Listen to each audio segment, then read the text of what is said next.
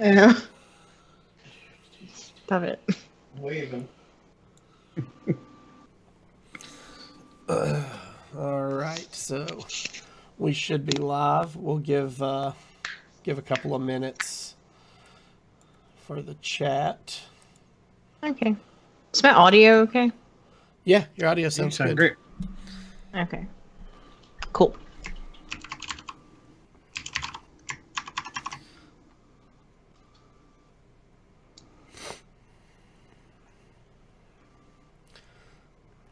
Hey, we've got Mad at Arms and O'Leary in chat already. Hello, O'Leary. Miss O'Leary, one of the top innkeepers in Canada. Oh gosh. Or as we like to say on this show, No, don't do it. Don't do it. Diet France. Oh, we're gonna get letters again. First thing is they could call it Diet France one time.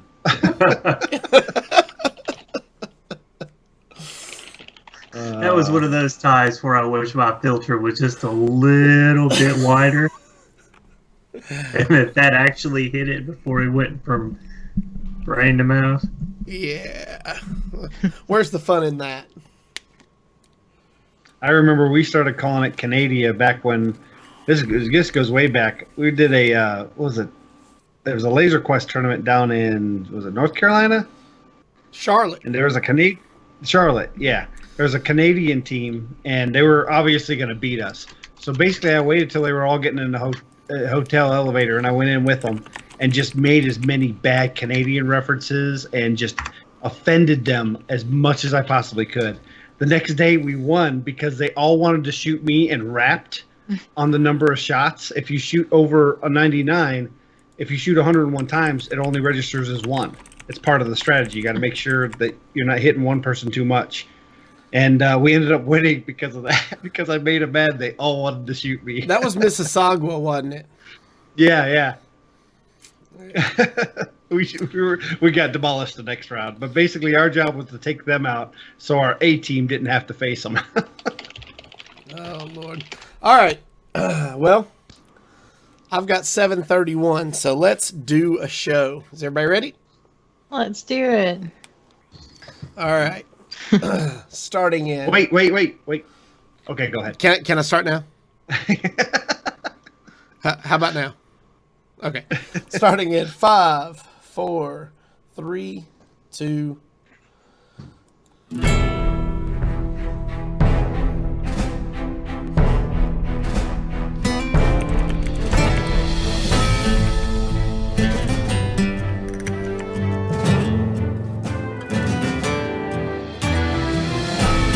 hear me?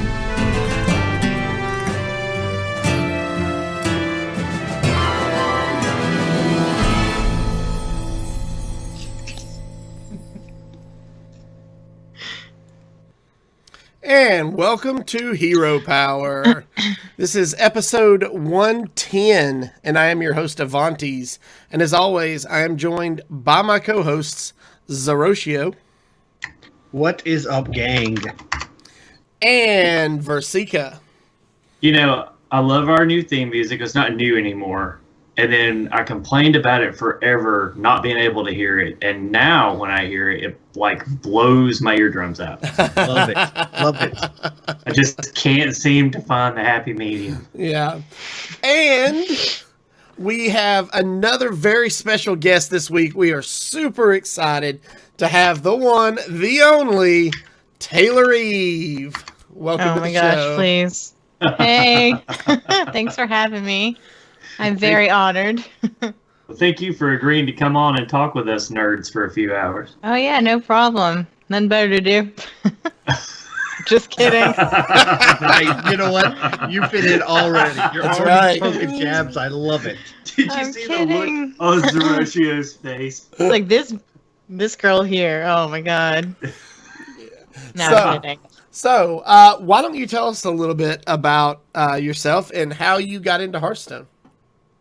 Well, Hearthstone, I've actually always been like a Blizzard fan my whole life because I have an older brother who introduced me to Diablo 2 when I was like in 5th grade. So I played like Diablo 2 growing up as a kid. And then whenever Diablo 3 came out, I started playing that again a lot. And then I kind of switched over to WoW just to see what the hype was about WoW. And there was like, I remember like a quest or something on WoW, and they were like, hey, play this many games of Hearthstone and you can get a free mount on WoW. And I was like, all right, I guess I'll try out Hearthstone. I had no idea what it was, but I started playing it and I really liked it a lot. And then I was like, screw WoW, stop playing WoW. And then that's when I made my transition over on Hearthstone, and I haven't left. And I'm here to stay. So That's awesome. That's my story. Funny story about the WoW mount, the Hearthstein mount.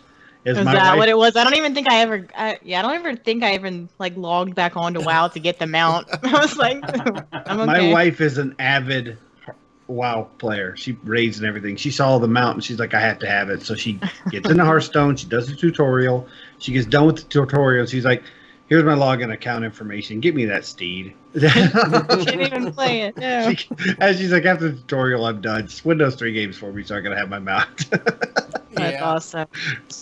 So we've got people in chat saying the steed brought them to Hearthstone as well. Oh, really? Heck yeah. It's a gorgeous mount. It really is one of my favorites in WoW. Again, I haven't played in a long time because, Hearthstone things. But yeah, it's one of the better mounts. I always used it whenever I was in World of Warcraft. So, we've been talking to you off and on now for a couple of weeks, trying to get all these crazy schedules arranged and aligned, and like I said, really glad you were able to join us this week. You really jumped on our radar a few weeks ago with this Versika's radar with this deck we're going to be playing on the show here a little bit later. It's the Marin HandLock. So obviously you threw this together after Marin was released, which is, the pre Kobolds and Catacombs. So why don't you tell us, give us a little bit of insight into that deck list. Yeah, well, to be honest, I went to BlizzCon this year, and everyone that went to BlizzCon got the golden Marin, and I was like, sweet. And so I really wanted to build like a deck that I could incorporate Marin in it. And then I've always liked HandLock as a class, Warlock. So I was like, let's just try, Marin HandLock and see how it works out. And to be honest, like it's not the best against like super aggro decks, which meta is right now. But when the deck does work out, it's a lot of fun to play. Nice. I love those type of decks. Because I've never really liked aggro a whole bunch. It just feels wrong to me. That's why I've been like struggling this past month on standard ladder, because I refuse to play like the rogue and just the zoo decks. I just can't do it. Okay, I have to stop for a quick second and point out Versika's gotcha face. I know. He was so excited when you say you're not a fan of aggro, because that's right up his alley. Heck Look, yeah. Hey, there was a reason I was the first of us to follow her. Come on. Yeah. Now, see, a little known fact, and it probably isn't even known by TaylorEve herself. I have met TaylorEve in Atlanta at DreamHack. I remember. I had y'all's business card. Yeah, yep. I introduced myself to herself and Appa, and during the tournament, and of course there was a lot of stuff with downtime and stuff that was causing a little frustration with the tournament. So I didn't want to bug you guys too much during that hectic time. But that's when we met you first. Well, at least when I met you first, I was extremely impressed by your candor and the amount of passion you had with the game. It's just really neat. No, here's Appa if you want to say hi. Hold on, can I move this? Oh, yeah. Wait, hold on. They want to say hi. Woo! Hey, what's up, Appa? Sweet. I think we she's could say we playing had Appa Hearthstone on the in show. bed. Yeah. I gotta fix this. How does this go back down? Okay, there we go. Anyway, So yeah, we're really looking forward to seeing this deck in action here a little later tonight. But before all of that, we've got a little bit of news to talk about. Specifically, yeah, I know, Seriously? right? You'd think this was, I don't know, the Eve before Kobolds and Catacombs? hey, I like that. That was a good one. Title of the show. Just tell Oh. Love it. So, all right. And I thought Zerotio was I did it. being rare. Zerotio actually wrote it. I just read it. So, all right. What that usually means is that today we got the patch drop. So, what does that mean for all of us Hearthstone players out there? Well, starting tomorrow, starting now, I guess, you could probably log in and see the cards in your collection, even though you can't craft them or do anything with them yet. So there are some big changes coming. Those being that they've added 3 progressive dungeon run quests that each reward a Kobolds and Catacombs pack. Oh, yeah. Now, these are just a one-time quest. So the first time you log on and play, you'll be greeted with these quests. You do them, they're done, you get your pack. But they have added a new repeating daily quest that'll show up in your quest log, just like all the other quests, called Spelunker. Defeat 5 dungeon run encounters, rewards 1 classic card pack. So now, correct me if I'm wrong, but I believe this is only the second daily quest to reward a classic pack behind Watch and Learn. That's correct. Yep. And I did just confirm that they are showing up in the crafting screen. Cool. So, Yeah. Also, the new solo content that we've talked about the last few weeks, the dungeon runs. If you defeat the dungeon run with all 9 classes, you'll unlock the Candle King card back. So Now, defeating the dungeon, you're going to get a class counter that tells you how many bosses you've defeated. It's going to go up each time. So you can have that counter go up over 8 because of multiple runs with one class. However, you'll only get credit for the card back when you beat the 8th boss with each class. 8th consecutive boss. So you have to actually complete the entire full dungeon. yes. And probably the most important note from the patch notes is the previous Hearthstone cinematic has been removed from the game and been replaced with the Hearth and Home cinematic. Wait. Because who doesn't love Hearth and Home? Did we skip over to me what's the most important? Probably because I guess so. In friendly battles, so anytime you're in a competitive tournament or whatnot, if a player gets disconnected, it's going to pause the game. Oh my god. Really? That is huge. So I just want to say, as an innkeeper, this has been a long time coming. You guys that follow us and listen every week know I was part of the innkeeping group that was in Boston for summer championships when we had all those issues with disconnects. No, nobody knows that. And this is huge.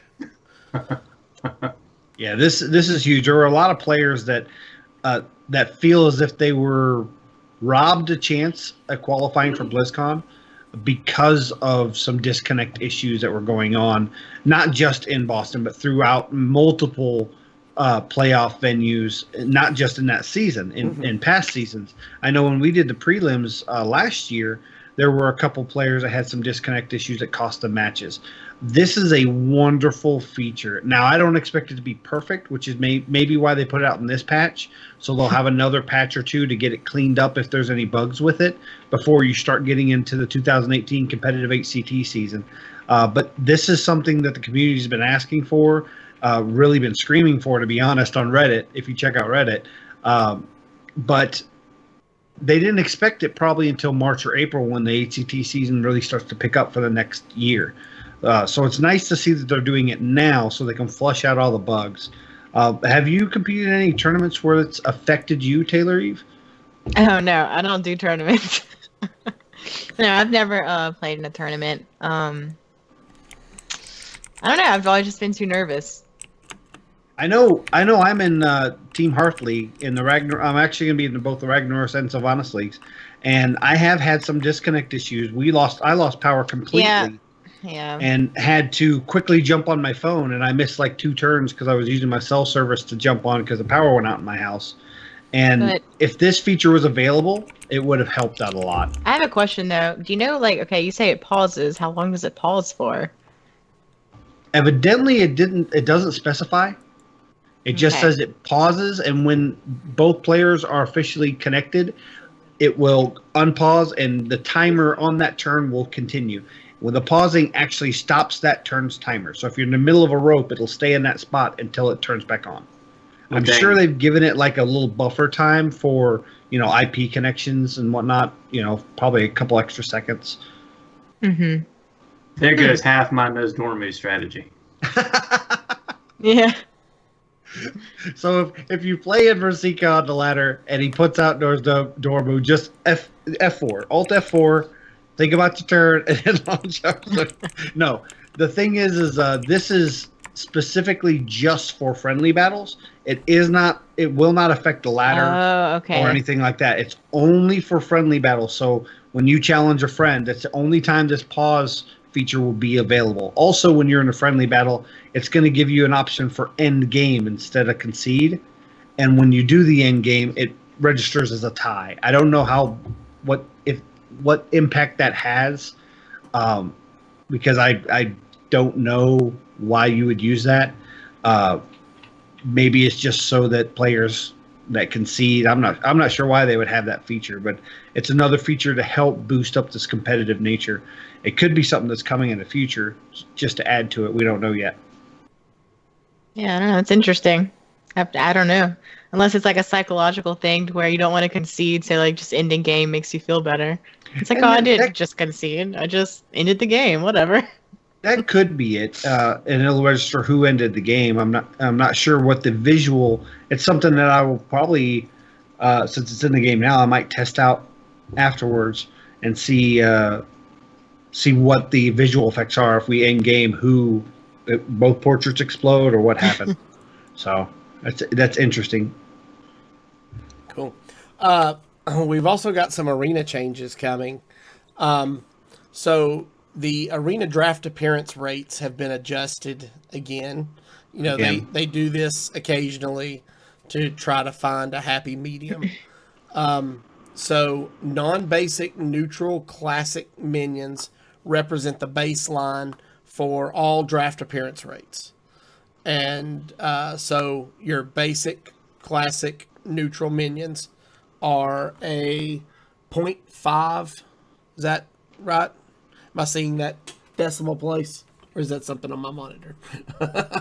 Yeah, that's a decimal place. Okay. Non-basic classic neutral minions are a 1x or 1x appearance rate. Your neutral minions from your most recent set will be a 2x appearance rate. Your basic class minions will be a 2x. Your basic class spells are in at 3.5 times. Ooh. Non-basic classic class minions come in at 2 times. Non-basic classic class spells and weapons are also at 3.5 times. Your most recent set class minions have been set to a 4 times appearance rate. So you're more likely to see more minions from the most recent set class than any other when you do an arena. And I thought this was pretty interesting. The most recent set class spells and weapons will appear at 7 times the baseline. So when we go into arena after this set releases, there's a really good chance you're going to see a lot of weapon drops.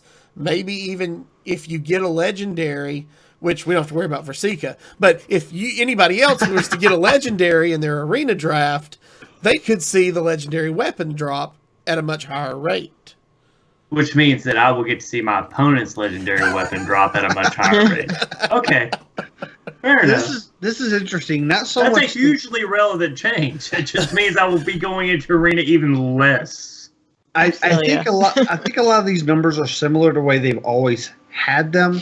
What's really good though is they're actually making these numbers public, so that those more professional style arena players can actually calculate their odds of building a good deck, or after a draft they can say, I'm this percentage chance of winning. They can go ahead and retire early or whatever they need to do to maximize their output and their throughput. And knowing that you have a bad deck in arena can allow you to make certain plays better also. So I like this change. I like this transparency, really. And I'm really excited to try arena. We've had a lot of discussion in our patron-only Discord, which if you want to join, you can go over to patreon.com/heropower. And we're kind of split on how this new set is going to affect arena, whether it's going to be positive or negative. I think this is one of the most balanced card sets for arena, at least, out of all the sets in the last year. So I'm really excited to see how this affects arena. I do play arena, pretty consistently, especially when a new set comes out, because I want to try those new cards that are in that limited format. So yeah, I'm excited. Do you play any arena, Taylor? I'm actually not a huge fan of arena. I've been playing it a little bit lately because they've been giving us like all the free like arena runs. So Yeah. been putting those to use, and I've just been playing it once I've like started getting bored of the meta right now. I think the last arena run I did was like 5-3, which is like pretty good for me because I never that's not play bad. arena. That's not bad at all. But I don't know. I'm just kind of indifferent to it. It's like refreshing whenever I'm bored of ranked ladder, but I'm honestly not a good arena drafter. I feel like every time I make a deck, it's awful. I think Matt at Arms in chat nails this. She doesn't really like arena. She doesn't like aggro decks. She likes I don't to like craft. Hearthstone. She likes to craft crazy decks. It's the female version of Versika. Oh no! Oh god! Oh no! I was a big proponent of Casino Mage like 2 years ago. Whenever I used to have a mage deck with Blingtron and Ragnaros and all the RNG cards that you could put in it, and I would rank up pretty high with it. I would get to like 4 and 5 every month with it, and then just kind of that stopped. Versika is a menace on our fireside gatherings. The man puts Yashars in every deck. You never know what you're going to see. You never know what you're going to see with him. You're like, oh, Murlocs. Yashars, where'd he come from? Wait, what? Yeah, Versika's our mad scientist. He likes to make some That's weird, what crazy makes decks. Hearthstone fun. Like, I don't like copying like all the cookie cutter decks that are out there. It's just boring to me. That's why I just kind of like, I wouldn't say struggle, but like reaching rank 5 is a little harder for me than I think most people, because I don't play the decks out there that everyone's using to rank up with. I play stupid stuff like Marin HandLock, or like, what am I playing right now in Wild? Enzoth Reno Razakis. Like, but it's like fun, so I enjoy playing it. Versika's cheeks are about to pop off his face. He's smiling so much. So, and we're about to get into this into our next topic, which is card discussions and our community ratings for some of the cards. Since all the cards have been released now, all the cards that have been revealed that we'll have tomorrow. What are your thoughts on Togwaggle? Wait, I have to look up what this card is. So Togwaggle is the 8 mana. I forget his stats. Is he 4/8? And What class is this? It's a neutral legendary. legendary. He swaps your deck with your opponent's, and gives him a ransom card, which is a 5-mana spell that goes into his hand to swap the deck back. I'm just curious, as somebody who's a self-proclaimed, what is the ransom spell? It tells you right here.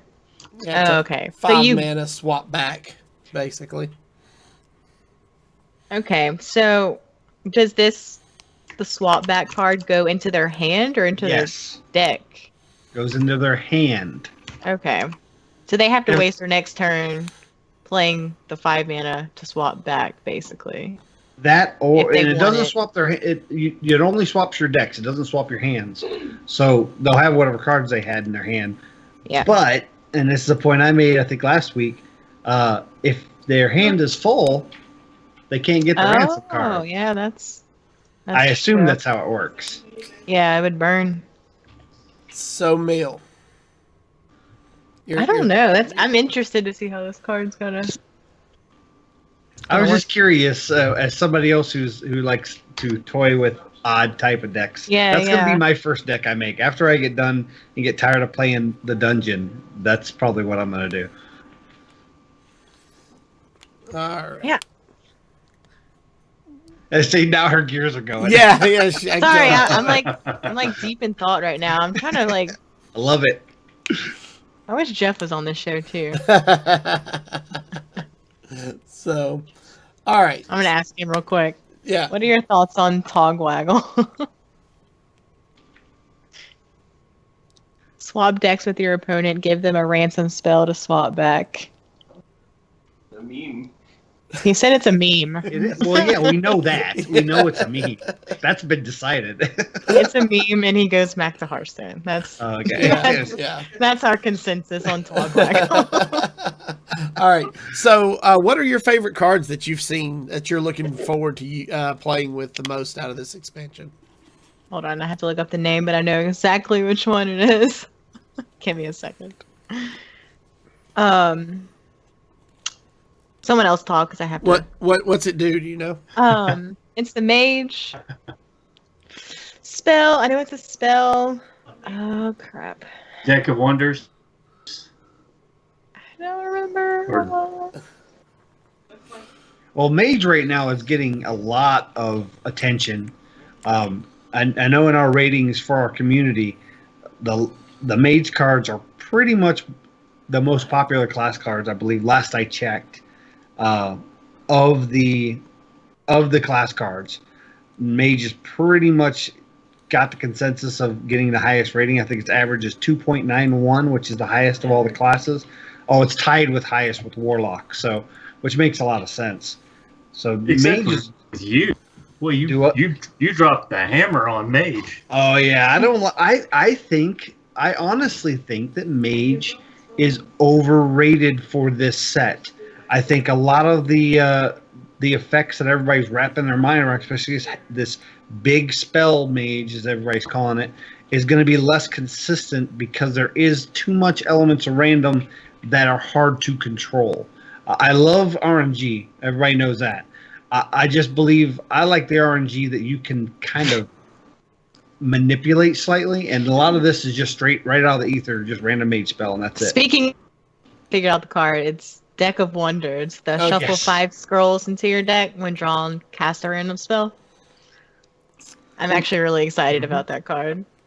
I like it. The problem is there's another effect like this. It was the Tortolan Primalist, and I think it was Ungoro. That's Ungoro, yeah.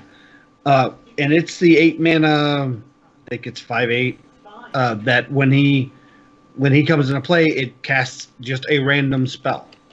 The problem is, well, it lets you discover and then cast a random spell. The problem is it does its targets randomly, and so you could take a pyro to the face. And there's been a lot of situations like with Kabbalist Tome, where everybody does the Kabbalist Tome combo, and then all of a sudden they get a bunch of those unusable 8 mana mage spells that grab all the secrets.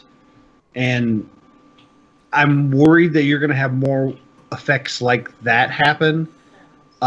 but I love the effect of the card. I'm just afraid it's not going to be as good as people want it to be.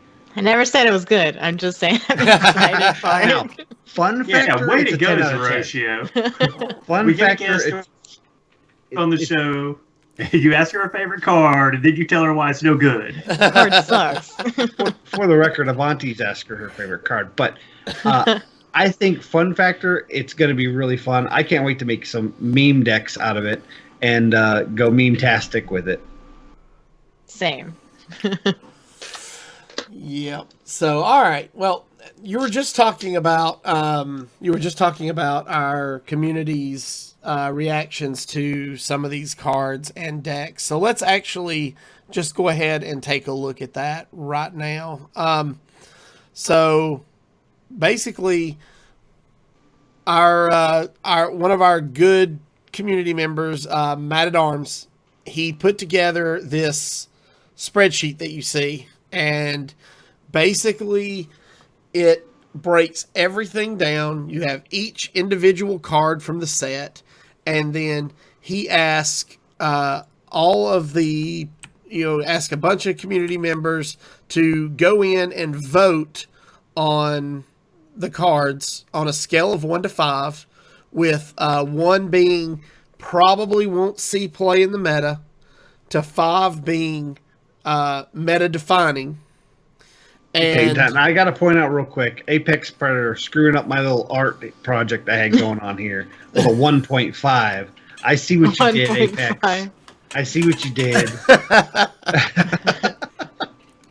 So basically what we did was we kind of went in, we all voted on each card, and then it compiled a rating for the class, and then it compiled a variance number based on all of the scores. So what we did was we have 2 tabs. We have the best cards from the set as voted by the community, and then we have the most controversial cards from the set as voted by the community. So while, as much as you guys know, I love numbers, and I could look at statistics and numbers all day long, we're going to cut right to the chase. The top 25 cards from Kobolds and Catacombs, as voted on by members of our community, members of the 1600 Dust team. We had prominent members of the Hearthstone community, like Andrew from Happy Hearthstone. We had Ziggy Sarah. Yeah, we had Ziggy Sarah from the 1600 Dust group. We had Ro from Realm Maintenance hop in and give his thoughts. So basically it breaks down like this. The majority of people think Kobold Librarian is the best card in the set. Now, if you don't remember what that is, it is a Warlock card. It is a 1 mana, 2/1 battle cry, draw card, deal 2 damage to your hero.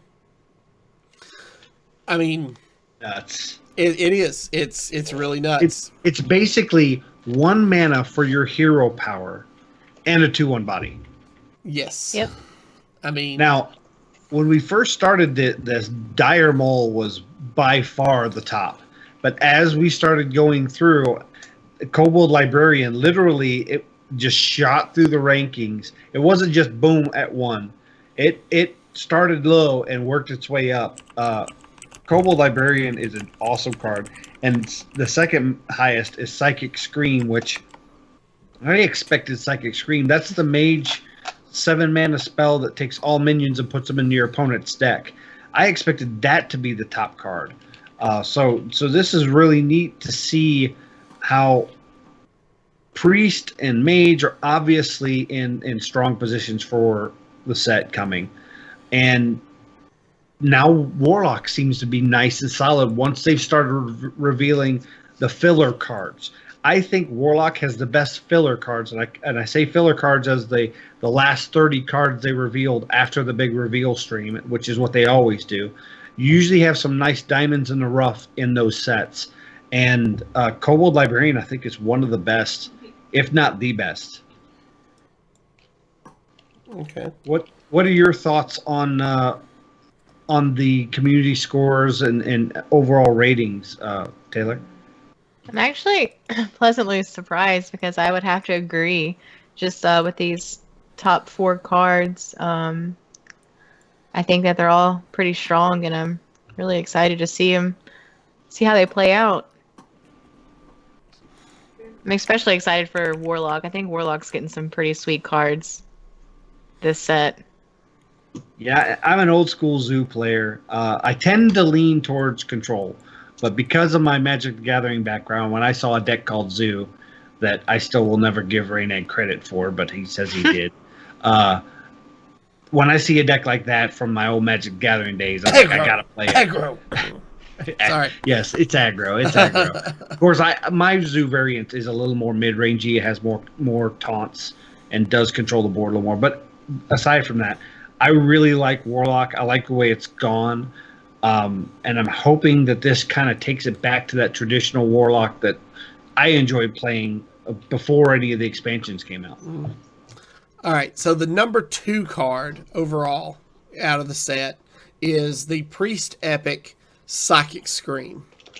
It's the 7 mana, shuffle all minions into your opponent's deck. I think we pretty much all can agree this card is just ridiculous. Now, do you play any Priest, Taylor? Do you play a lot of Priest? I do. I actually like Priest a lot, especially in Wild. I play the dumb Reno Inzoth or Zakus Nice. priest deck that I have. But this card, hold on. I still don't have all the names memorized. None of us do. I cheat and look at I'm like here on Google, looking them up real quick. I cheat and look on our Patreon-only Discord that you can also be part of if you go over to patreon.com/heropower. That's twice. He's got like 2 more to go before the show's over. See what we put up with? Yeah, I like this card, especially if you're playing like against an opponent with a bunch of like death rattle stuff that's on the board. You can like basically clear their board without popping the death rattles. Okay, so here's my thought on this. What if you played Quest Priest with the bad death rattles? The things you don't want to happen. Like, namely, was it the A-bomb, the abomination, the ticking abomination? Okay, yeah. And you get your quest credit, and then you put it in your opponent's deck. It's like, all right, you can have this crappy card. you give him the Weasel Tuddlers. You'll get it back anyways. You give him the ticking abominations. Just give him everything you don't want, and you're also getting your quest completion at the exact same time. Yeah. All right. I'm all about the memes tonight. Number 3 is the Duskbreaker. This is also a Priest card. It's the 4 mana 3/3 dragon with the battle cry. If you're holding a dragon, deal 3 damage to all other minions. I mean, as if Priest needed more AoE. Right. This is a dragon with excavate evil. I've been seeing people say it all week. I, for one, welcome our new Dragon Priest overlords. So please so don't knock me too far down the ladder. The thing I'm happy about Duskbreaker is Duskbreaker was one of the first cards they've revealed for a Kobolds and Catacombs, and historically, one of the first batch of cards, like on the first couple days, the first maybe 10 cards. There's always that one card that stands out and goes, "Oh, this is going to be the greatest," And then, Rexar. And then it comes out and it's like, oh, it's not very good. I think this card, Duskbreaker, breaks that streak. No pun intended. Well, pun intended, sure. It breaks that streak, and it will become a meta-defining card. Yeah, I agree. It's a no-brainer. I think this card's really good. If you think you're going to play Priest, whether it's on the ladder or in a tournament, you can't play minions that have predominantly 3 or less health. You just can't do it. It's true. So the fourth card on our list of best cards is Unstable Evolution. Now, this is the Shaman card that says, evolve a minion and another one. Cast it again as many times as you want this turn. And another one. And another one. So, you get an evolve, and you get an evolve, and you get an evolve. Everybody gets an evolve. Everybody gets an evolve. This card is, I think, going to be ridiculous in an already ridiculous Evolve Shaman deck. It's... I've actually... Go ahead, Sinka. Only for 4 months. I was just going to say only for 4 months. Yeah. Because Evolve rotates out in March, so... I think once Evolve rotates out and you start, the Flame Wreath Faceless rotates out as well. And I think you're going to see some of that mid-game Shaman power not be able to keep up with the new sets. So I think you're going to see Unstable Evolution. I think you're going to see its value decline, but it's going to be not because it's not a good card or that people figure it out. I just think that come March, Shaman's going to take a dive down the power rankings. See, and I disagree. And the reason I disagree, there's a shocker. The reason I disagree is because at first you're probably going to see people run Evolve with this. You'll probably want 2 Unstable Evolutions. I think they'll go down to 1 Evolve because this works well with the Evolve effect.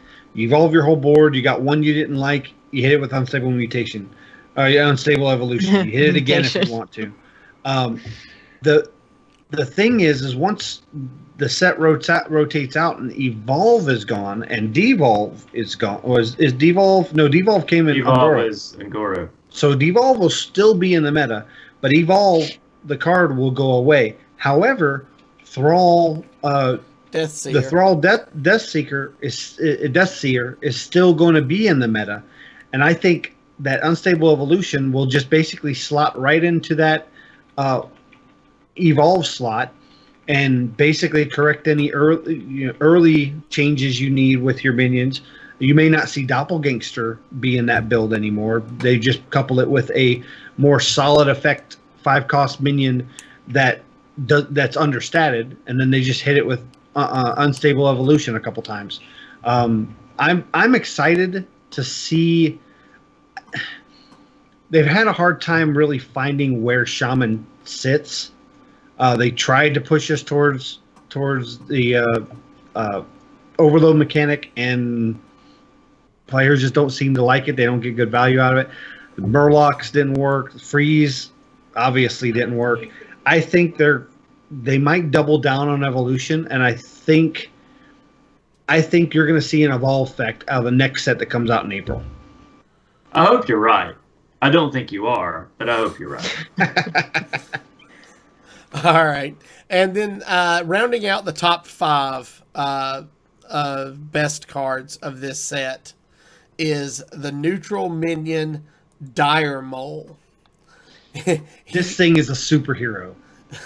Dire Mole, if you're unfamiliar, is a 1-mana 1/3 with no effects. Are y'all serious? Is It's this a joke? See, that's what I think. It too. is a I'm looking at beast. this. Okay. But it is a 1-mana 1/3. What are people leaning towards? Putting this, I guess, in Hunter decks? Or Druid, aggro Druid, maybe? Both? Well, here's the thing. One card that really stood out was Finley Murgleton. And the At least he value, did something. The big value of Finley was he was a 1/3. This is a 1-mana 1/3. Great stats for 1 mana. And has a beast moniker. It can couple with lots of beasts. I think that this is a must pick in Arena. And B, I think it's going to slot into a lot of aggro-based decks. It's obviously going to be an aggro card. But if you can buff this in any way on turn 2, you got such good advantage on the board. Okay, so Beast puts it in Hunter. I get it. Crackling Razor. So yeah, I get it. Hunter aggro. Okay. I put it in Zoo. So Druid aggro. I get it. Right. So any other? Why not go with Gravel Snout or Gravel Snout Knight instead? It's a 2/3 for 1.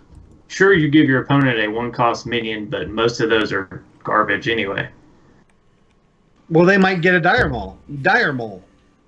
Okay, that's still a 2/3 versus a 1/3. I'm going to take that every day and twice on Sunday. I don't know. So I think we just Dire didn't Mole's- get down to G. We stopped at D. Yeah. Well, I don't know, because card number 6 starts with V, as in vulgar homunculus. No, but I mean, I'm completely agreeing with TaylorEve. I look at it and I'm like, okay, Dire Maul, I get it. It's a 1/3 for 1, but when you have a 2/3 for 1, it's like, okay, so I give my opponent a 1 casting cost minion. That's really not that great. But 2/3, I mean, 2/3 says all kinds of clear. Matt at Arms has a pretty good theory in chat that Yeah. maybe everybody's just tired of patches and it's a 1-drop that doesn't die to patches. You throw that out on 1 and you go, patches, come at me, bro. Yeah, Matt at Arms says the reason you don't use the other card, the 2/3, is because it gives your opponent a 1-drop and initiative. And initiative, yeah. If he can clear your 2/3, he with a charge or a spell or anything, he still also has a minion on the board. Okay. It's aggro things. It's aggro. Yeah. I guess. So, all right. So, yeah, that rounds out our top 5 cards that voted by the community as top 5 best cards. So let's look at the top 5 most controversial cards. Now, these are cards that after the voting was done had the largest average of variance between the votes. So the number 1 card is the Warlock spell Dark Pact. There were a lot of people voted this a 5. There were a lot of people voted this a 1. If you're not familiar with this spell yet, it's a 1-mana Warlock spell that says destroy a friendly minion, restore 8 health to your hero. Now, personally, I voted this card a 5 because there's so many good synergies with Warlock destroying a friendly minion and the ability to restore 8 health gives you more options for tapping, more options for other spells. Taylor, you're a big Warlock player. What's your thought on Dark Pact? I like it a lot. I don't remember what I rated it. I think it was either a 4 or 5. I'm just excited because I feel like Warlock doesn't have a lot of heal cards. I mean, you have like Earthern Farseer and then the Death Knight for the hero power. Other than that, it's like when you play Warlock, I feel like your life just gets down so fast that I'm really excited to see like a 8-mana heal spell that only costs 1, basically. Yeah, you destroy a minion, but I feel like you said, there's a lot of good synergies that you can, go with for that. Yeah, you actually rated it a 4. Flipped over to double check. Okay. So, yeah. Yeah. Sack that dang mole everybody's going to be playing. Okay, Yeah. so second M mole. Yeah, turn one, Dire Mole, coin. I'm going to do it just to BM my opponent. That's right. Just Versika would do that just at the beginning. Now I voted this a 1, and the main reason is Sacrificial Pact for its value, 0 mana to gain 5 for sacrificing a demon, doesn't see any play other than weird Disguised Toast tech against Jaraxxus. So I can't see how just increasing the mana by 1, the health by 3, and allowing you to hit any minion really allows to benefit with this. Now, Okay, what about targeting eggs and spawning 5/5s. That was my next point. Now, if targeting beneficial death rattles that are hard to activate because your opponents avoid them, if that becomes meta defining, then sure, this card is a good solid 4 value. I don't think it would ever be a 5, but it'd definitely be a good solid 4. It really is. This is one of those cards that it could be a dark horse. It's one of those cards that the meta is going to define how good it is. We'll just have to see. It's not a dark horse. It's a white knight. I mean, do you remember how good Antique Killbot was? It's true. And when people rated Antique Killbot, they were like, really? Yeah. The stats are horrible for the mana. And Yeah. When are you actually ever going to need to heal for 8? Keep coming with them. Yeah, you're exactly right. All the time. All the time. The question is, since obviously Reno's in Wild and Antique Killbot's in Wild, because we're getting more of this large substantial healing from Warlock, is there a possibility of having a more control-y style? I wouldn't think a Highlander, but a more control-y style, a Warlock deck come back to fruition because you'll have the heal to back it up? No, well, what made HandLock so powerful Was the healing. Oh, wait, look. We're having to play a HandLock deck tonight. I could use some heal, though. Some more heal. Exactly. So good in this. Exactly. And you're going to hear that again tonight, I'm sure. Mad at Arms just had a really good thought in chat. What about targeting that meat wagon? Oh gosh, for Meat Wagon Warlock, yeah. And Meat Wagon Warlock sounds like a meme, but it really dominated the ladder towards the end of the season last month, and it's a very good deck. It's very mid-rangey, which I was surprised out of Warlock, but yeah, that would be great for popping those and the eggs. Yeah. That'd be pretty cool. You could kill the meat wagon, pull out like a Doomsayer, heal for 8, and make sure your opponent can't play next turn. Yeah, that's a very good control aspect of it.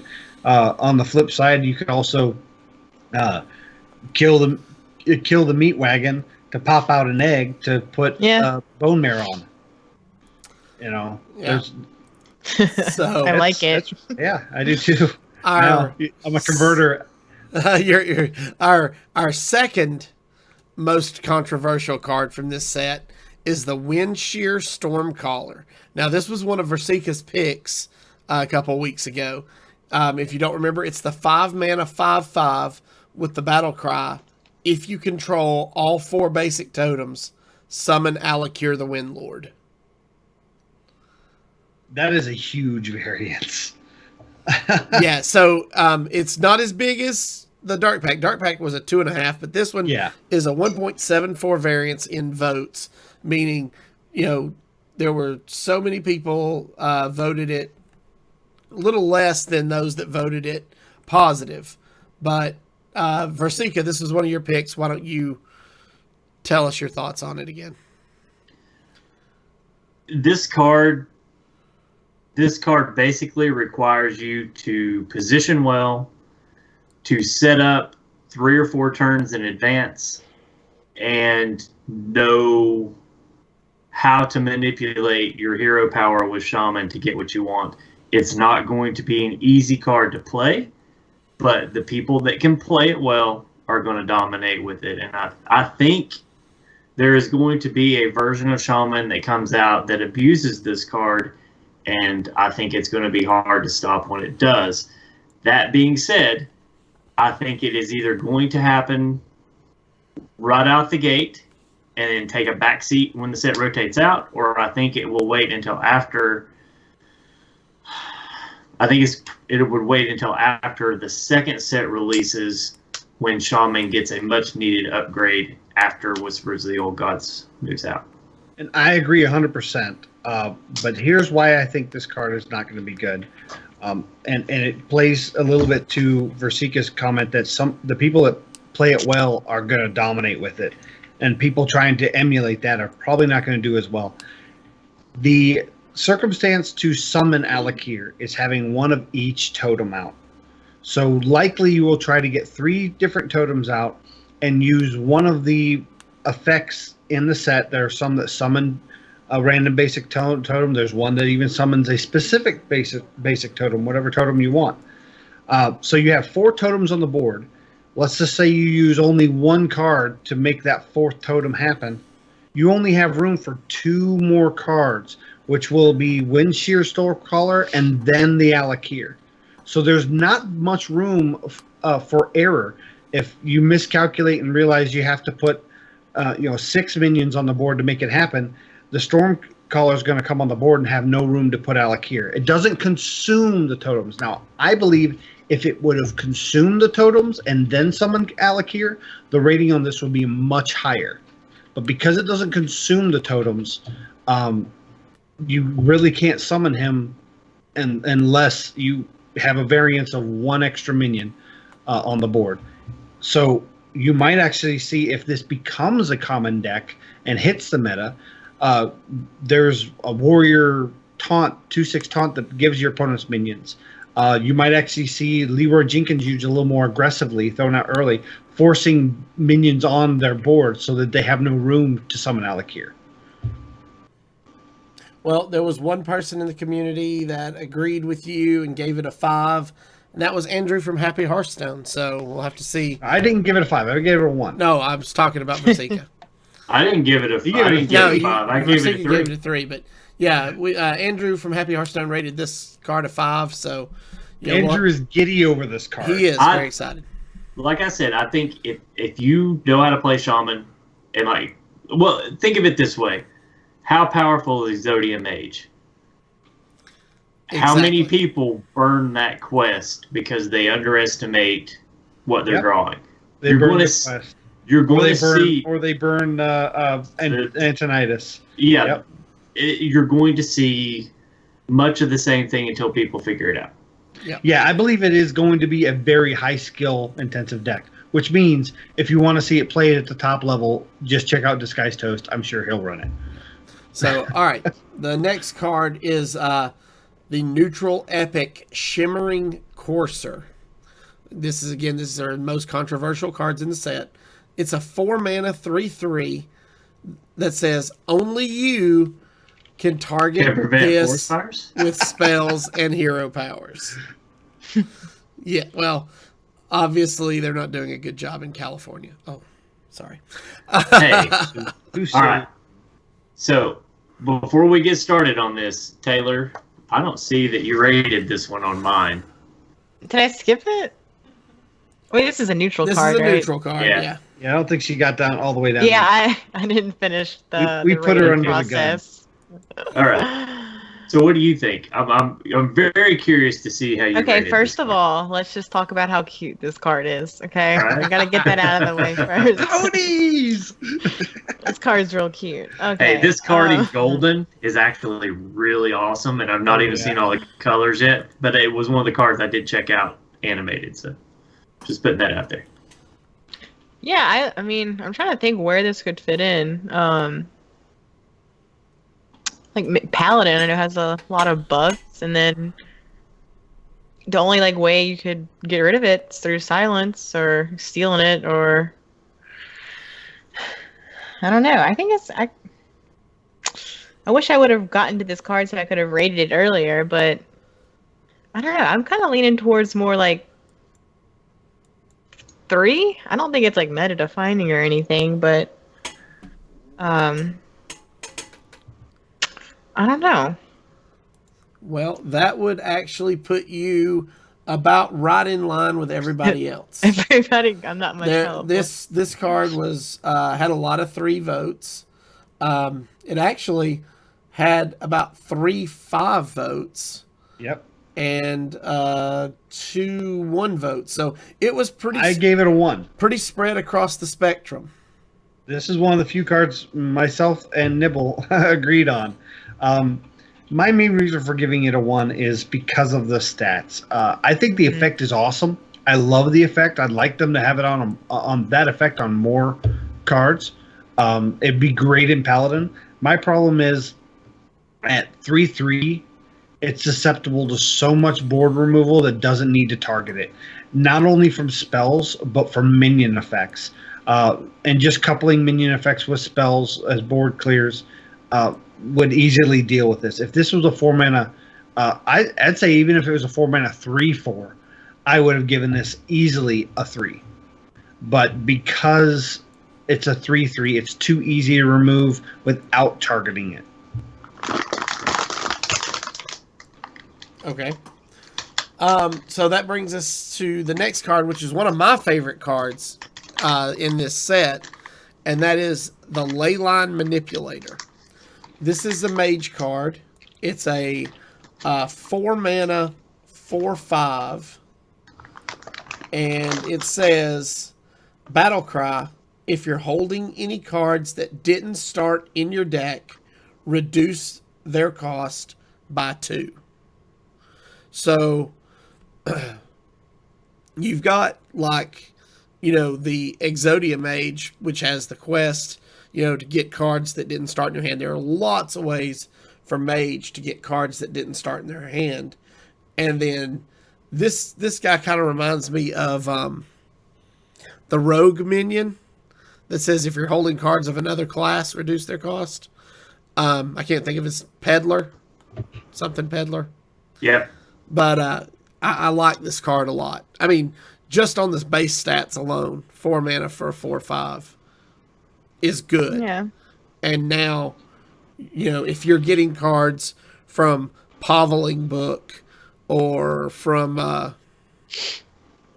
Kobolds Tome. Yeah, the Tome. you're now reducing the cost of those spells. So I think this could see a lot of play in Mage, but that's just my thoughts. What about you, Taylor? I'm actually surprised this is like one of the most controversial cards because I think this card's actually really good. It's basically a Chillwind Yeti that does more stuff or actually does something. Say you get like oh my god, I just had a brain fart. The 2-mana mage spell where you discover a spell and reduces cost by 2. Glyph. Yeah, primordial glyph. Say you have you get like a primordial glyph and then you get like a flame strike off primordial glyph. I can't talk. That's like a 3-mana flame strike, right? Mm-hmm. Yeah. Yeah. That's I think that'd be nuts. pretty cool. Yeah. Yeah, it would. So Now, I gave this a 3, and I'm actually one of the low ones here because a lot of people gave these 4s and 5. Main reason I gave it a 3 is because it is a 4-mana Yeti. I mean, it's a 4-mana 4/5. I think people are overestimating the effect. I think it's going to be useful. I think you're going to have games that's going to affect you and in a positive way. A lot of people are saying that this allows for the Exodia combo, the Endless Fireball combo to happen without the need for the quest. I haven't been able to find any actual card tracking that shows that that's possible. I think a lot of people think that any cards that go in your hand while this is in play are reduced by 2, but it's a battle cry effect, so it only happens to the ones in your hand. So if you generate more fireballs with Antonidas, those aren't being reduced. So I think there's a little misnomer that way. Again, it's still a good card, but I think it's almost a perfect storm when this effect hits the way you want it to hit. But I still think it's a solid, 3 rating. Because it's got great stats for the mana, and you get a free effect, basically. Yeah. All right, and then the rounding out the top 5 cards that are controversial from our community that we've been talking about is the Paladin weapon, the Paladin Epic Valnir, or Valinar. I don't know how you say that. It's a 6-mana 4/2 weapon with the Death Rattle. Give a minion in your hand, +4/+2. When it dies, re-equip this. So yeah, the only way to really get rid of this weapon is to not have a minion in your hand when it dies. That or have the minion get silenced. Yeah. Or have the minion get silenced. So or screamed out of your hand. Yeah. So into your deck. This card saw quite a bit of 4s actually, and then a bunch of 2s. So that's why we have the big difference in variance rating. So, what do you play a lot of? You play a good bit of Paladin, don't you, Taylor? I played a lot of Murloc Paladin, back in the day when it was still a little bit stronger than it is now. I like this card, but for 6 mana, I don't know like how playable it'll be. I think it's the 6 mana is might be a little too slow. But I think the Death Rattle effect's actually really cool. It's kind of like really hard to get rid of this. I think it's like if you don't have a way to like silence or deal with a weapon, it's going to be really annoying to deal with in game. But I don't know. Okay. But before I go to Zeroshio, Versika, you rated this a 2. Why?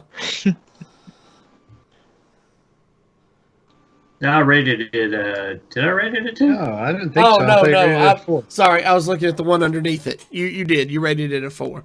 So you and Zeroshio actually agreed on a card. Yeah. I got nothing now. You guys just ruined the show. Thanks. Even a broke clock is right twice a day, okay? So all right. So Zeroshio was bound to get 2 right.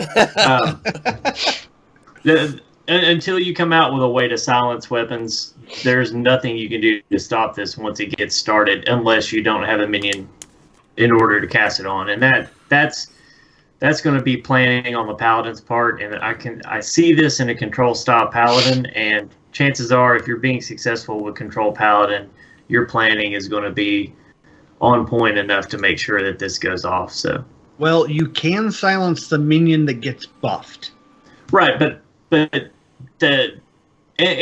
while yes, have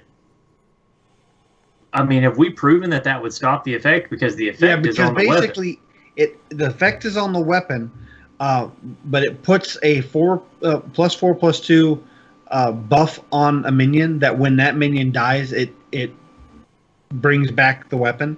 It doesn't say give this minion Death Rattle when this minion dies. Put it back on. That's a good point. It just says when it dies, re-equip this. That's what I'm saying. We're going to have to perform some science. We're going to have to look at it. So if the minion being silenced still allows us, killing that minion still allows it to come back, then I would upgrade my rating to a 5.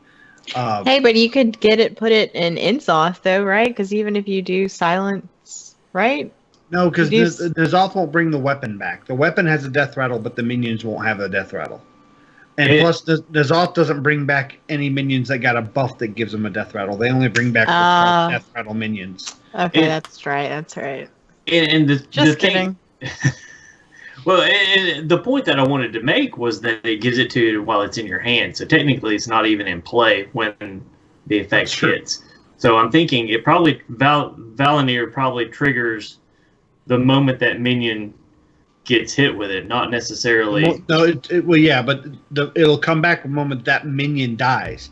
The question is whether silencing the minion takes the effect off or not, which you might be right the way it's worded. We'll just have to see. If that's the case, it's even stronger. I love this card. I gotta wait till he calls on me. I gotta wait. Oops. Go ahead, Zeroshio.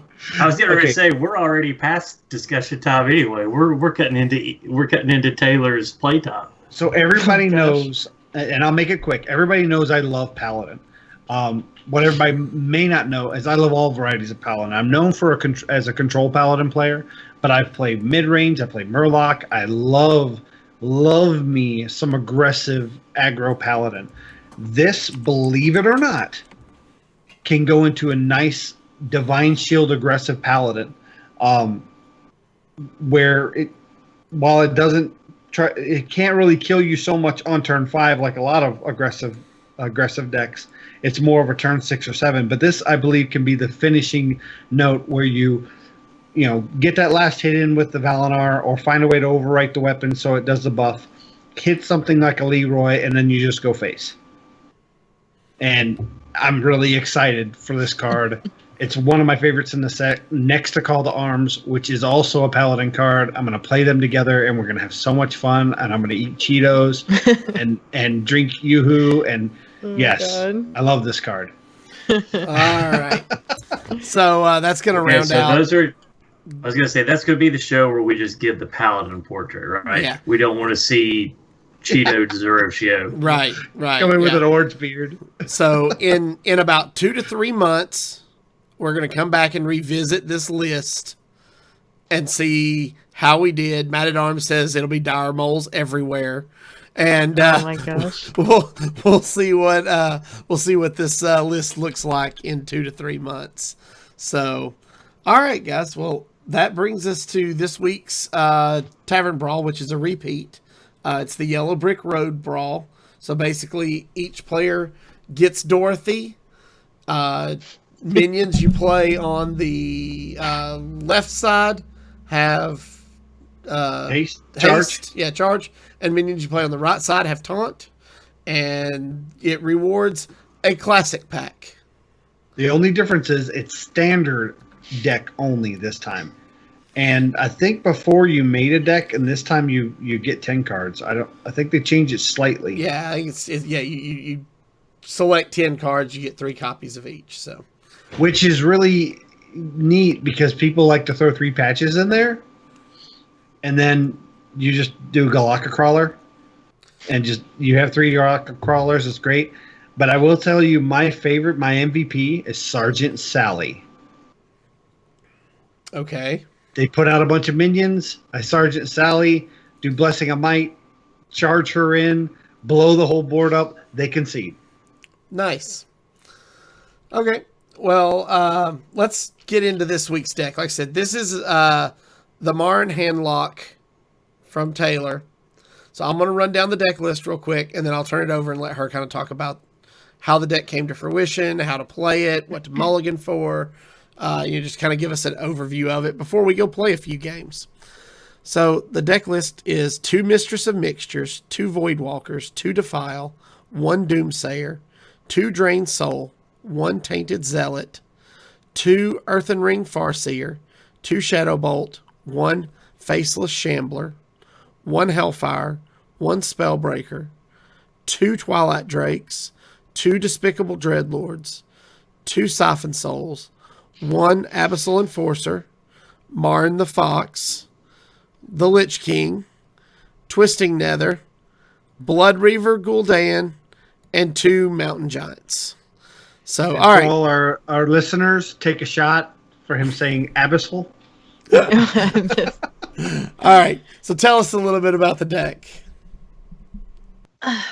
All right. So this Marin HandLock deck, it's pretty, similar to your other, basic handlock decks. Strategy, you want try to control the board early game. Throw out your big boys like your Mountain Giants on turn 3 if you can, if you have coin. And then comboing the Mountain Giants with the Faceless Shamblers, so you have an 8/8 with Taunt, and then another 8/8 big boy, and then especially against aggro, because the aggro have difficult time getting through the big taunts, except if you're playing against Hunter and they just deadly shot you, like that happened to me earlier. I was real sad. But yeah, and then if you can get Marin the Fox, if you ever draw him, he seems like he's always like in the bottom 10 cards of my deck for some reason. If he actually works out, it's pretty fun. I think the game that I played where I just got a bunch of sweet legendaries off of him is the picture that Sinka saw. Mm-hmm. Yep. Yeah, that one. That was a fun game. But yeah, other than that, it's a whole lot of fun to play. I mean, honestly, my win rate, I'd have to pull up my deck tracker. I'm not really sure what the win rate was on it. It's decent, but it struggles keeping up with aggro, which is why I'm really excited about the heal card we just talked about, the healing for 8. But yeah, I can play a few games. we can test it out. Oh yeah, You're gonna say Zavanti's muted. I he think probably he's is. muted. He Yeah. does that sometimes. I am. I'm surprised it took this long. Right? So, all right. I was saying, I'm super excited to see this deck in action. But before we do that, why don't you, Taylor, let everybody know if they want to follow you on Twitter or find out about more awesome decks you may be playing? How can they find you online? Well, my Twitter handle is just at TaylorEve, all one word. I'm pretty active on Twitter, so you can follow me on there. I don't really stream or anything yet. I'd like to get into it at some point, but maybe one day, but not for now. So, Twitter. Cool. All right.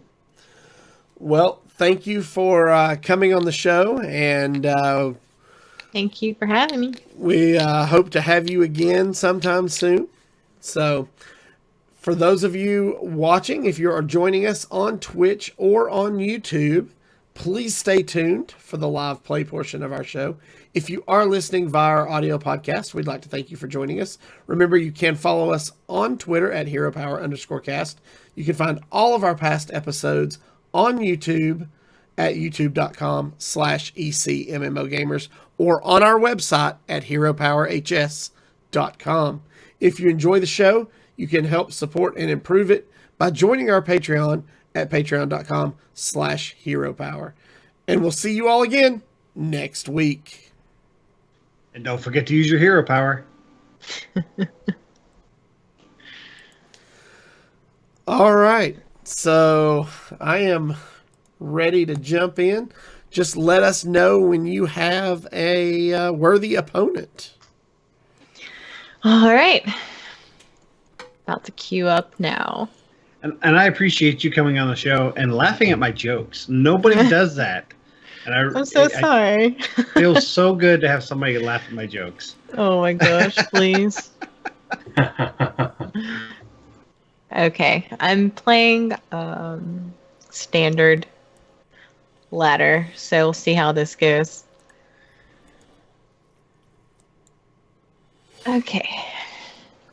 I have an opponent. Oh my god. I am not a fan of this new spectate. You gotta click it twice, right? Yeah. Always miss it. Rogue. I hate Rogue too. I'm gonna try to keep this, PG. All right. So our opening hand here is Defile, the Enforcer, and the Doomsayer. Doomsayer. What are you looking for in your mulligans here? Doomsayer, you want to keep for sure. Basically early board control because I'm sure he's gonna play. Pull out patches, so Defile will be good killing that. Let's just see. So the Defile and the Doomsayer are definite keeps against something like a Tempo Rogue? Yes. Definitely. I'm assuming this is Tempo Rogue. Oh, that's good. He doesn't have a 1-drop. The best way to tell if it's Tempo Rogue is if their hero portrait is either Valera or Oh, Maya. really? Yeah. Is that how that works? If it's either one of those, it's usually Tempo Rogue. If they're playing Rogue, it's usually Tempo. And they have cards in their hands. Yeah. So I think I'm gonna tap here. Yeah. So I like that here. I could play the Doomsayer, but I mean, let's just. I like the Doomsayer when you know they're going to have a solid turn, like right before a You 5. might just when weapon up this turn. Yeah. So.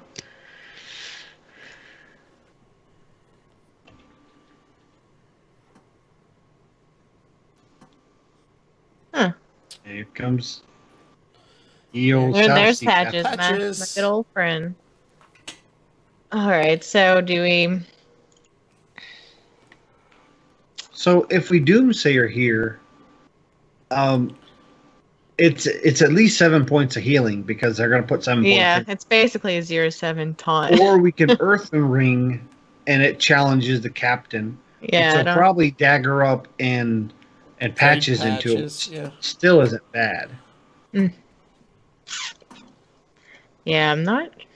Or the other option is suck it up, tap, and set up for a Twilight Drake next turn, but I don't like that. I don't want to do that. No, for sure not. I like Doomsayer.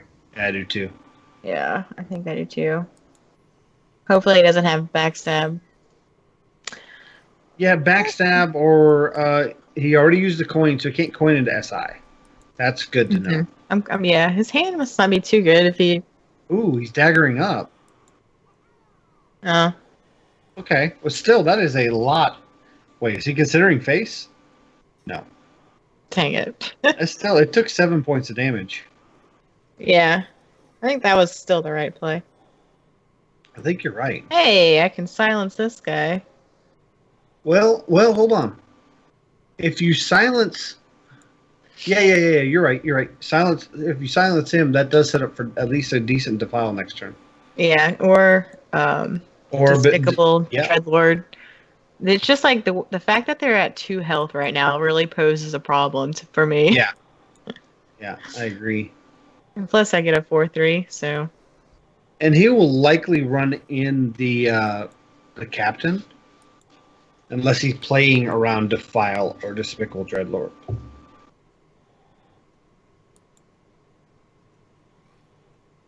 I'm just really happy he didn't have Oh, go face. Just go face. Oh man.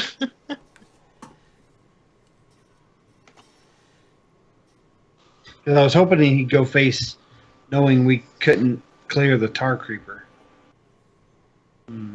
Despicable here to clear the 2/1 and the 1/1. Yeah, I like the Despicable. The fact that he used the coin tells me he likely does not have SI or Yeah. the Slayer, Valve Spine Slayer. Plus, he couldn't Valve Spine Slayer without a zero-cost activator anyways. Yeah. I hope my guy lives. Please, one time. One time. Just one time.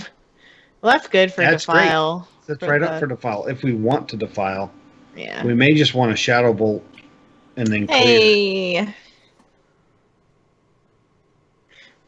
So he'd have Please. to send everything into it to kill it. And take 4 to the face. Yeah. Yeah, he'll also have I to mean, even if he trades, that would still be good trading. would for be- us. Yeah, that's a lot of value. That's 4 minions. Wow. There's a wow. backstab. Dang. That's still good. Yeah, whatever. I can Drake and then Shambler next turn. Mm-hmm. I think if you Drake, he Tap Drake. Just to make it bigger, or do you think you not take the health damage? I know, that's where I'm like, I don't know if I want to take 2 more Well, I mean, damage right now, but you've got Earthen Ring and you've got Drained Yeah. Soul. yeah. Let's just tap and see. All right. Oh, my kingdom for 1 more mana. I like it though. Twilight Drake sounds real good. Hopefully he lives. If he has, Good Vile Spine it. yeah, if he has Vile Spine, I'm gonna be. We did just so use his sad. backstab. So he'd need a 1 mana Probably. activator.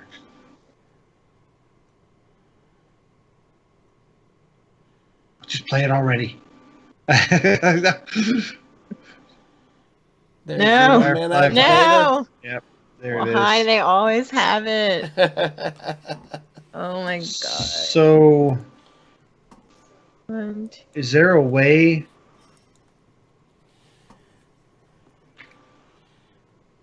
There's not a way to clear the entire board with the vial, is there? yeah, there's. Yeah, there's. There is? No, wait. No, not the entire board. No, Well, shoot. there would be if you played the Earthen Ring Farseer first. Or the Yeah. Voidwalker. Yeah, Or or the the Voidwalker. Voidwalker. And the Voidwalker will set us up for Look Full at you dam. guys. You guys can play my deck better than I can. I didn't see that. That's all Versika. Yeah, no, that's what we do. We love to talk through the plays All together. right, say that and- again. Say that again. I can play my Voidwalker. Voidwalker into Defile. Yep, I love that. that's a full board clear. and then Earthen Ring, heal our face. Yeah. Thank And you. this goes into his Bone Mare turn, which he He's does real not sad have now. Yeah. anything for. Oh. Cruel what? Dinomancer. Okay. That can get Siphon Soul. That's a Siphon Soul target, I think. It's either Siphon Soul or trade Drain Soul. Drain Soul? I think I can. Uh,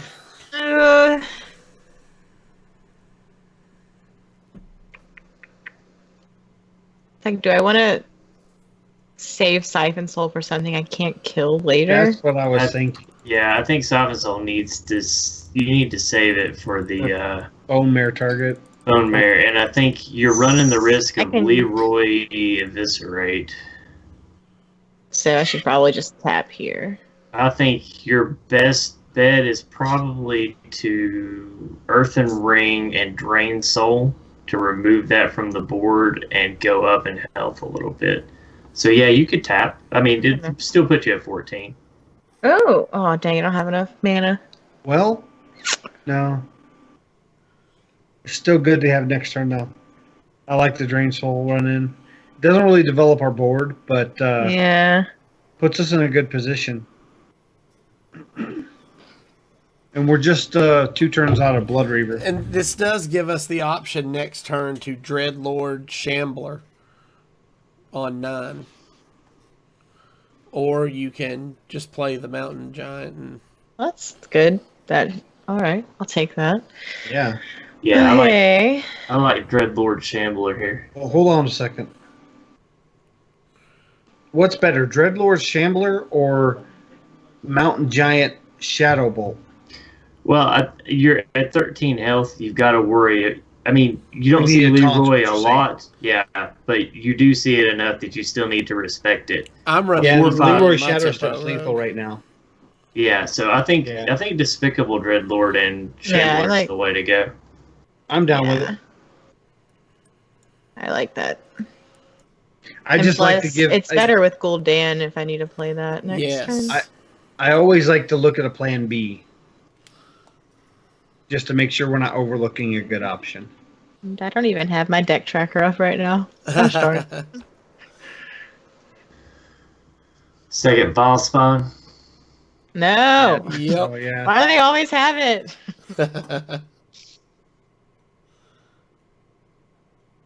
The problem is we can't kill off our Despicable Dreadlord. Hopefully he finds a way to kill it. Have I played 2 Despicable Dreadlords? Yes. Yeah, this is your second.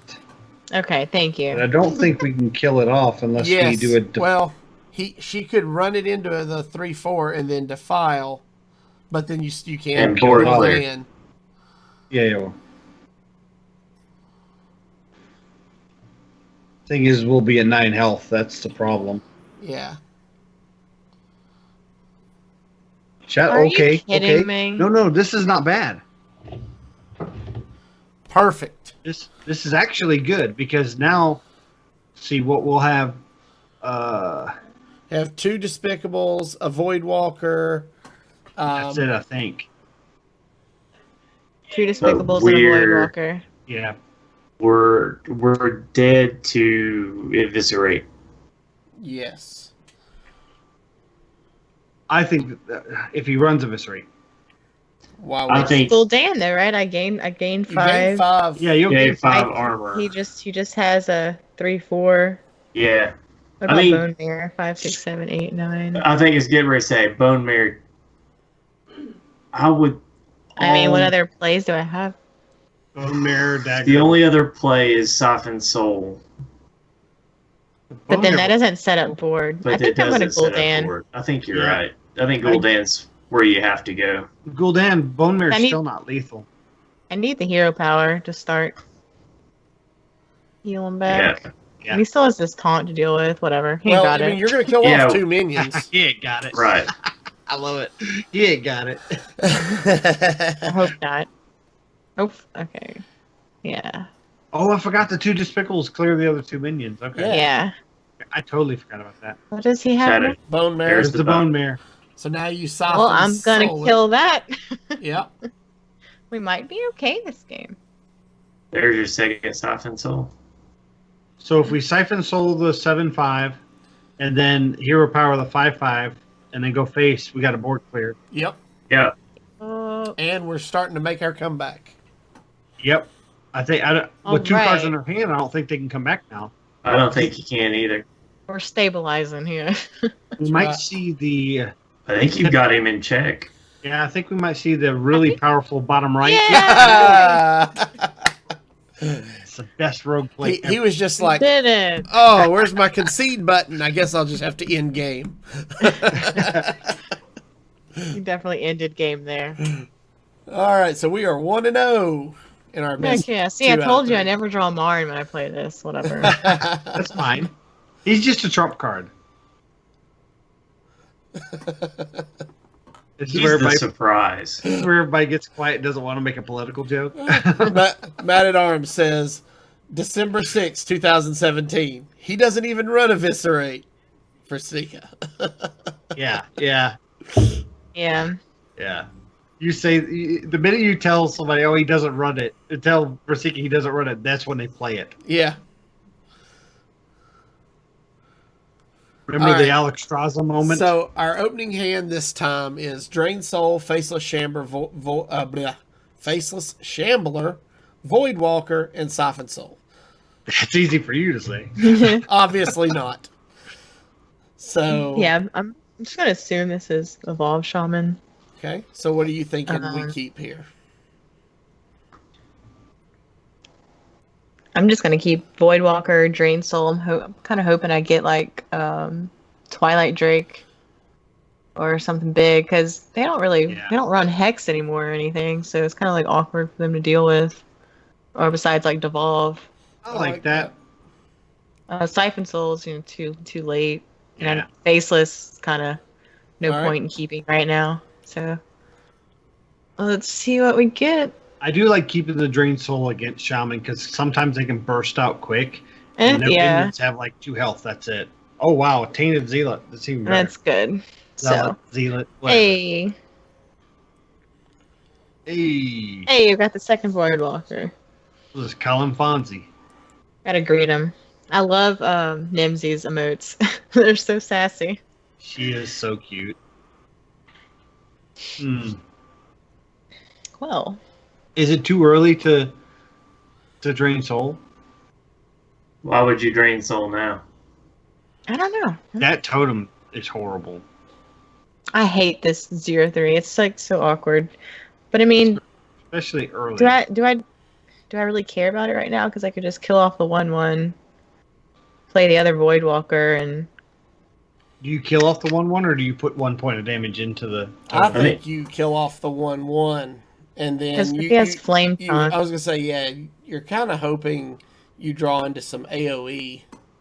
I was gonna say, but if he flame tongues, you coin into drain soul defile, and That's true. he wastes a flame tongue. I like putting the 1 point of damage into the 0-3. Okay. That's me. I do too. I like that too. Especially We'll since do we're it. going to have 2 of the I trust you guys. 2 of them up. I think he's going to Jade Claw so. I think you're right. Once again, sets up for defile. Nope. Oh, no There's flame the flame tongue. tongue. Good call, Rasika. That's Again. fine. Now, will he want to put the 2/2 in? He won't. Perfect. That puts everything See, in defile. I was gonna say, now you don't even have to drain But do we? soul. But do we defile though? Because all he's Like, going to do yeah. is clear our 1/3.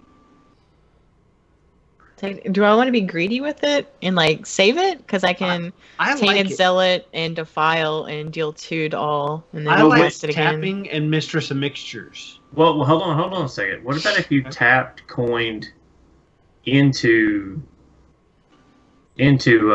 drain soul and just run the Voidwalker into the flame tongue? I'd rather save my coin though. Yeah, being able to Abyssal Enforcer on 6 is pretty strong. So what's his turn for? Jade Lightning. Jade Lightning. I think I want to be greedy with Defile and wait. Okay. So, tap Mistress. Yeah. Hey, there's Marin. There's Marin. Hey, what's up, buddy? Coin him out. Then put another point into the. Hit the flame tongue, 1, maybe? 2. I would hit the flame tongue. Yeah. Yeah. Just if he draws like if he summons the healing totem, it Yeah, might if he be gets a little healing. Well, sad. But I still have the mistress. Yeah, we're not too worried about the. So this is the benefit of Tainted Zealot, and Defile, because now we can clear the whole board, and he gets no value out of his thing from below. Yeah, I think that's what I'm gonna do. Defile will only go off twice, right? It'll go off 3 times. Why?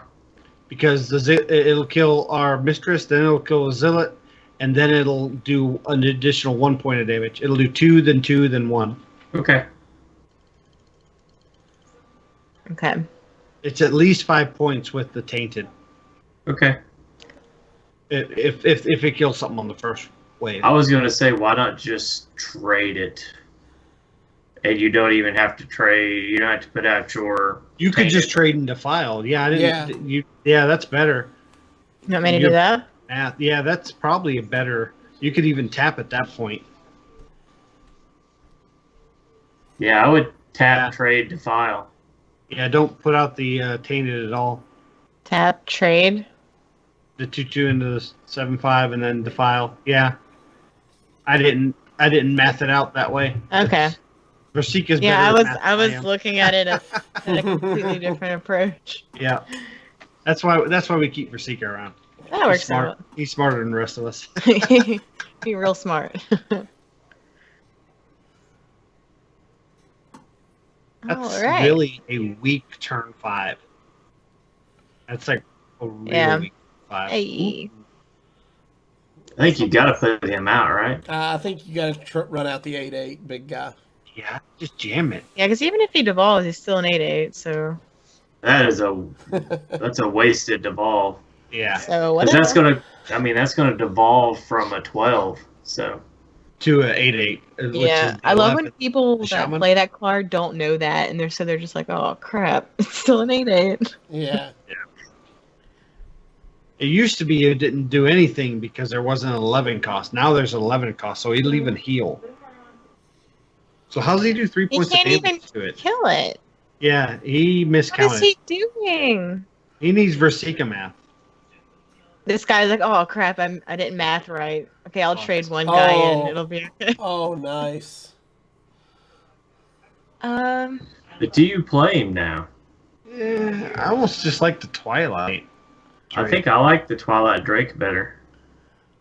The question is, do you I could Twilight? point out Abyssal. Actually, but you kill your mountain giant. Yeah. I would want him to make that trade. What do you think of Twilight Drake and Drain Soul on the taunt and just go face? I like that. Just that tells him you mean business, and he'll trade his 2/1 attack minions into the. Make him real scared. That's right. Maybe he'll give a. Right, maybe he'll get afraid of the Twilight Drake, devolve, and heal our 8/8. Yeah. I like that. Panic. Yeah, we already know we can't do math. Simple addition. You don't need to do math for this deck. What? Oh Man. I think we might have got debated there. No, it's fine. It's all part of the plan. He didn't think we could clear the taunt. Ooh.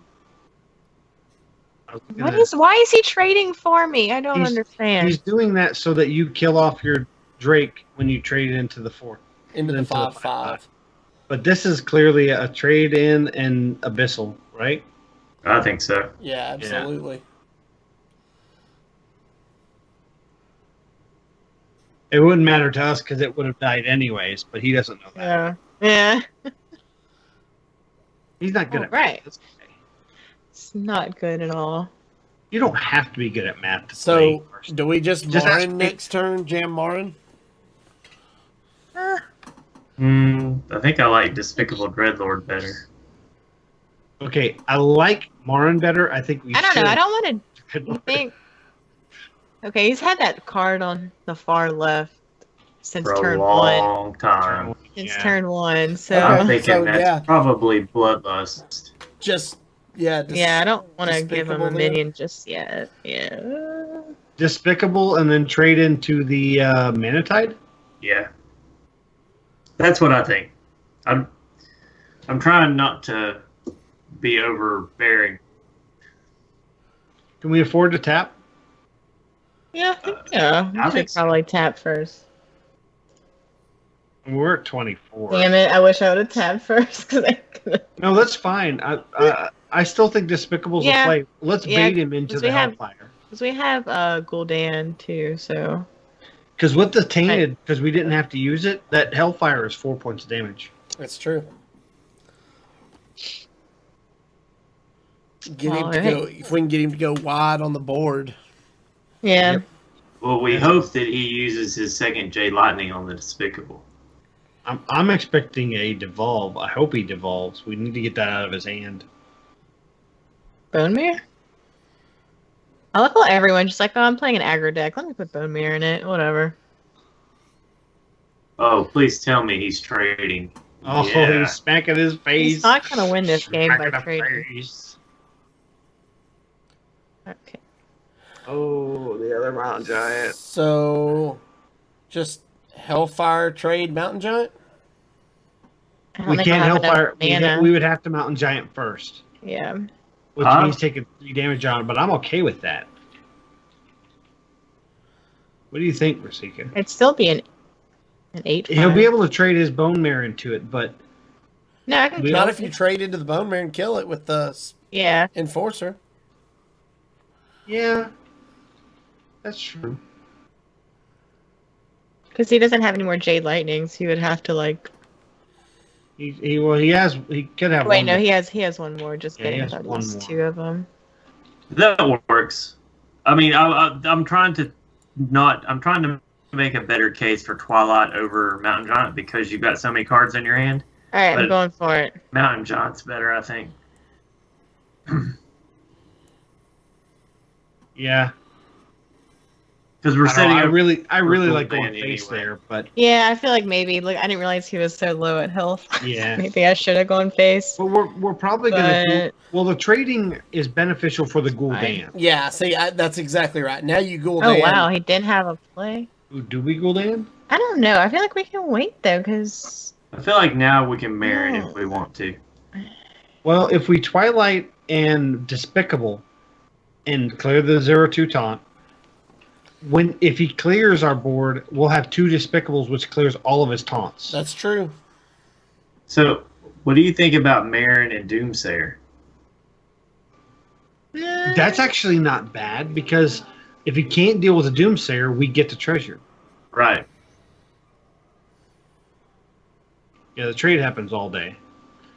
And then next turn we just Gul'dan anyway. What do you think, Taylor? Oh, gosh. He's got 4 cards. I don't.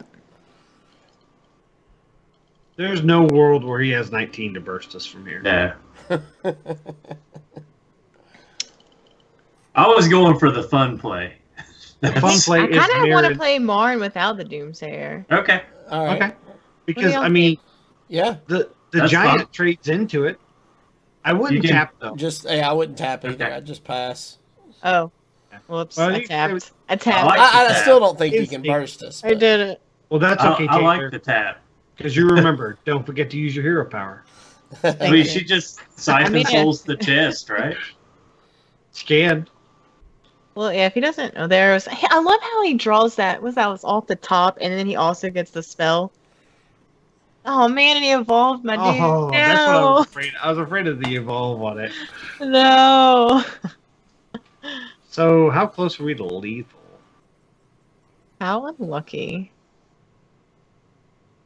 So, Shambler on the 6/6 and Siphon Soul the 4/4 and go face. Problem is he can heal off of the feast, but how much can he heal, really? He don't really have that many spells besides Maelstrom Portal. He has one more Maelstrom Portal, right? Yeah, he has one. Or will Mil- evolve, I guess. he has another Okay. Evolve. Evolves. Whatever. What do you think about tapping Twilight Drake and then Shambler the Twilight Drake, and sending Marin after Priest at the Feast. So he can't heal. I like that. That's fair. I don't want to tap anymore, I don't think. Okay. And this will... That's still solid. I don't know, I'm just scared of Devolve. Do I just want to push face? No, I should kill this. I'm scared of Bloodlust. I want to go face, but I believe you're right. So Tainted Zealot puts us... I was going to say, Tainted Zealot puts us in lethal even if he uses Hot Springs Guardian. Okay, see. I'm just trying to think of ways he can get out. Because we pretty much have him at this point. I'm just trying to think of... If he runs one Lightning Storm, that's a possibility. That might be why you tap. Volcano. No, he wouldn't run Volcano. Yeah. He'll be using Maelstrom Portal, but he didn't get anything out of it. No. I think he has to use Face and Pyros, right?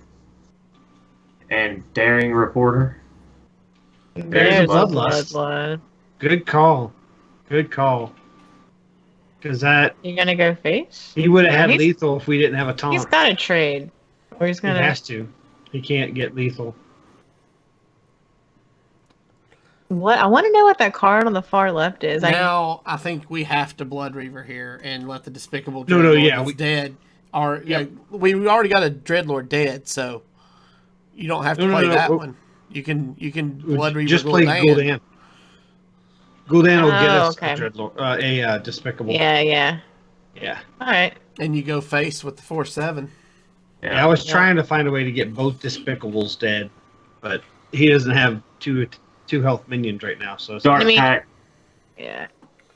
Yeah, Heck Dark yeah. Just say it. Dark Pack. Dark Pack would be good. All right.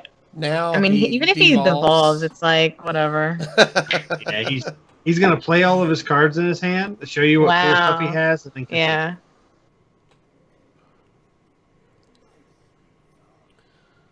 It was an evolve. Okay, that's He what was was in his hoping hand. Time was an evolve. Oh, and he didn't concede. He's letting us have it. Oh Yeah, my gosh. Sweet. Tap and face. Tap and face. Yeah, bite him. All right. So I there you think- go. Good job. Personally, I think that of the Death Knight hero powers, Gul'dan's is the coolest. I can't believe I just got 2-0 with this. I can. It's It's a a good, good it's a good deck. deck, and you piloted it great. You pilot it really Oh, well. gosh. Thanks, guys. I'm on a win streak now.